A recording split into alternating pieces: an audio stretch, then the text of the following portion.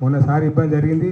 Last time కూడా BRS party తరఫున నేనే ఇన్ఛార్జ్ పనిచేసినప్పుడు మన వాళ్ళని, కానీ మన దగ్గర ముందుకు వచ్చి రానట్టుగా కూడా పనిచేశారు. అంటే నేను ఎందుకు చెప్తున్నా ఇవన్నీ ఏమేస్తుందంటే అది జరగకుండా ఇవాళ మనం అందరం కూడా ఐక్యంగా ఉండాల్సిన అవసరం ఉన్నది. రాజన్న గారు చాలా కష్టపడ్డారు ఈ సంఘాని కోసం, అనేక కార్యక్రమాలు చేసారు, ఈ స్థాయిలో నిలబెట్టారు వారు. ఇప్పుడు వచ్చినటువంటి యువకులు కూడా ఇంకా అనేక కార్యక్రమాలు చేయాలి.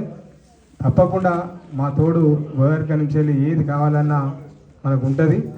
మీరంతా కూడా మీకు సహాయ సహకారాలు అందిస్తాం. తప్పకుండా మీ కార్యక్రమాన్ని ముందుకు తీసుకోవాల్సిన అవసరం ఉన్నది.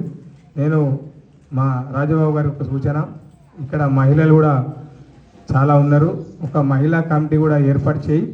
రాబోయే రోజులలో ఏ రిజర్వేషన్ వచ్చినా కొంచెం మనకు అనుకూలంగా ఉండేటట్టు ఉంటుంది. వాళ్ళని కూడా యాక్టివ్గా చేస్తే కొంత యాక్టివ్గా ఉంటారు. దాన్ని ఒకటి రాజబాబు గారు మీరు తీసుకోండి.